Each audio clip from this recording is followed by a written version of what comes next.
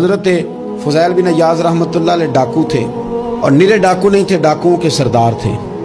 تو ارشاد فرماتے ہیں کہ میرا طریقہ یہ تھا کہ میں ایک پورے قافلے کی صورت میں حملہ کرتا تھا تو لوگ ڈرا کرتے تھے اگر کہ فضیل بن عیاض کے ڈاکوؤں نے حملہ کیا تو پھر نہیں بچتے۔ ایک دن گزر رہا تھا تو ایک قاری صاحب آیت پڑھ رہے تھے، لا تقنطوا من رحمت اللہ، اللہ کی رحمت سے کبھی نا امید نہ ہونا، ان اللہ یغفر الذنوب جمیعا، بے شک وہ سارے ہی گناہ معاف کر دے گا۔ آپ فرماتے ہیں میرے دل میں بات اثر کر گئی، ماننا ہے نا۔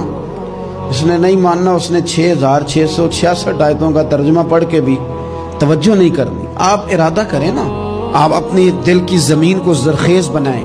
فرماتے ہیں میں فوراً وہ آیت سنی تو میں رویا، اور میں وہ حافظ صاحب کے پاس چلا گیا، ان سے اجازت لی، ان کے کمرے میں داخل ہوا۔ میں نے کہا آپ نے ابھی آیت پڑھی ہے کہ اللہ سارے گناہ معاف کر دے گا؟ تو جس بندے نے کئی سال ڈاکے ڈالے ہوں، بیٹیاں روتی رہتی ہوں پر وہ مال لے کے آ گیا ہو، مائیں واسطے دیتی رہتی ہوں پر وہ لوٹ کے نکل آیا ہو، اب جی اگر وہ بندہ بھی سچے دل سے توبہ کرے تو اللہ معاف کر دیتا ہے۔ تو آفو جی کہنے لگے میں کون ہوتا ہوں تمہیں کوئی تفسیر بتانے والا، میں نے تو قرآن کی آیت پڑھی ہے، میرا رب کہتا ہے لا تقنطوا من رحمت اللہ، تم نے مایوس نہیں ہونا، تم آ جانا، معافی مانگ لینا، ان اللہ یغفر الذنوب جمیعا، اللہ سارے گناہ معاف فرما دے گا، اللہ سارے گناہ۔ تو یہ تو اللہ فرما رہا ہے۔ فضیل بن عیاض کہتے ہیں میں نے کہا ختم ہو گئی بات، توبہ بھائی۔ واپس آیا تو وہ میرے ساتھ جو تھے نا، ان سے میں نے کہا سردار نیا تلاش کر لو بھائی۔ اب ارادے بدل گئے، پروگرام کچھ اور ہو گیا۔ اب تو لوگ ہمیں تانے دیں گے، اب تو لوگ باتیں کریں گے کہ اوتھے کی لین جانا ہے۔ فضیل بن عیاض کہنے لگے بس بھائی توبہ کرنی، اب تم کوئی اور سردار تلاش کر لو۔ اور اوپر سے نہیں کہا، توبہ کی تقریریں نہیں کی، دوسروں کو میسج نہیں بھیجے، اور لیکچر نہیں جھاڑے، رو کے کہا، درد سے کہا، دل سے کہا۔ تو وہ جو باقی کے تھے نا، ان پر سردار کی بات کا اثر ہوا، کہنے لگے سردار ہم نے سردار نیا نہیں ڈھونڈنا، اگر چوریاں مل کے کی ہیں تو اب تو اس طرح تو نہ کر، توبہ بھی مل کے ہی کریں گے، اب اللہ بھی مل کے ہی کریں گے، اب بس تو اگر ادھر جائے گا تو ہم بھی تو جائیں گے نا۔ اللہ اکبر۔ فضیل بن عیاض کہتے ہیں ظاہر ہے مال لوٹا کرتے تھے، میں نے مسئلہ پوچھا علماء سے تو انہوں نے بتایا کہ یہ تو حقوق العباد کا مسئلہ ہے، جو لوٹا ہے وہ تو واپس کرنا ہی پڑے گا۔ اب میں نے وہ پیسے جمع کیے، اب سارے تو میرے پاس تھے نہیں، جتنے میں دے سکتا تھا دیے، جو کھا چکا تھا وہ رہ گئے، ایک یہودی کے پیسے رہ گئے، اس کے گھر چلا گیا، میں نے جا کے اسے کہا میاں میں نے کر لیا توبہ، اور میں وہ فضیل بن عیاض ڈاکو ہوں جس کے تیرے گھر سے اتنا مال لوٹا تھا، میرے پاس پیسے کوئی نہیں، وہ پیسے لگ گئے، اب تو اس طرح کر مجھے معاف کر دے۔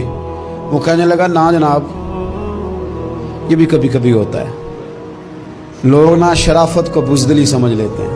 فضیل بن عیاض سے کہنے لگا میں تو پیسے لوں گا، ایسے تو نہیں معاف کرتا۔ آپ فرمانے لگے پیسے تو کوئی نہیں، یہ سچی توبہ ہے۔ وہ کہنے لگا پھر اس طرح کرو، میری اونٹوں کو چارہ ڈالو، پیسے پورے ہوئے تو چلے جانا۔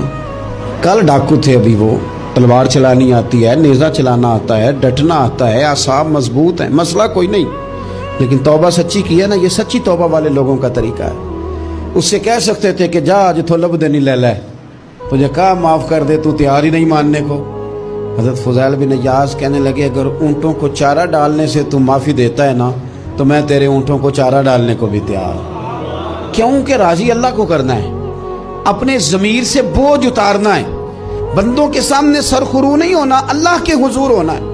توبہ کا مطلب ہے رب کوئی بارگاہ میں سرخرو ہونا، بندوں کے سامنے نہیں۔